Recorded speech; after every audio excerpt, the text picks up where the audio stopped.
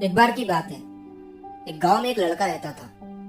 वो लड़का पढ़ाई में बहुत होशियार था, लेकिन उसकी पढ़ाई नहीं हो पाती थी क्योंकि वो लड़का अपना घर भी चलाया करता था।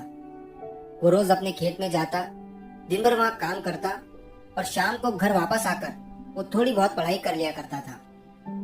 अब जब वो लड़का 12वीं क्लास में गया तो सभी गांव वालों को ये लग रहा था कि हमारे गांव से यही लड़का 12वीं में फर्स्ट आएगा, क्योंकि गांव वालों को भी पता था कि वो लड़का पढ़ाई में बहुत होशियार है।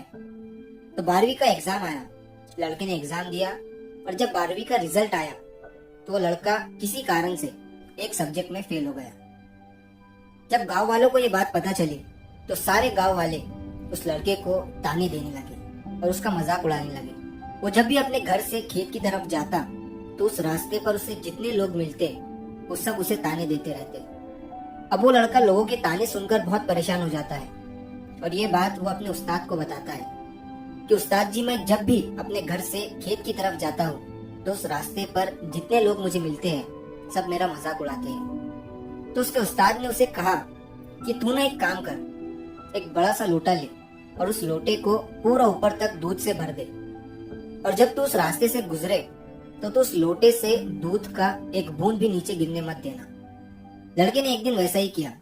वो जब उस रास्ते से दूध का लोटा लेकर निकला तो उसका फोकस उस लोटे पर इतना था कि उसे लोगों की आवाज ही सुनाई नहीं दी। वो इतने ध्यान से उस लोटे को लेकर चल रहा था कि उस लोटे से दूध का एक भी कतरा नीचे ना गिरे।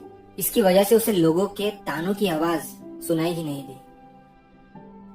तो इस कहानी से हमें ये सीख मिलती है कि अपने काम में इतना ढल जाओ, इतना फोकस अपने काम पर लगा दो कि बाकी की चीजों का आप पर कोई असर ही ना हो। लोगों की आवाजें, लोगों के ताने आपको सुनाई ही ना दे। जैसे एक कैमरा होता है जो सिर्फ अपने सब्जेक्ट पर फोकस करता है, बाकी सारी चीजों को वो ब्लर कर देता है।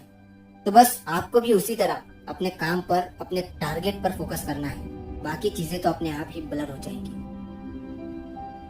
तो अगर आप इस कहानी को और भी लोगों तक पहुंचाना चाहते हो तो इस वीडियो को लाइक करिए ताकि YouTube इस वीडियो को और भी लोगों तक पहुंचाए। और अगर कहानी अच्छी लगी हो तो हमारे चैनल को सब्सक्राइब जरूर करिए। मिलता हूँ मैं अगली बार इसी तरह की कहानी के साथ। तो सब्र करो, शुक्र करो और जिंदगी में आगे बढ़ो।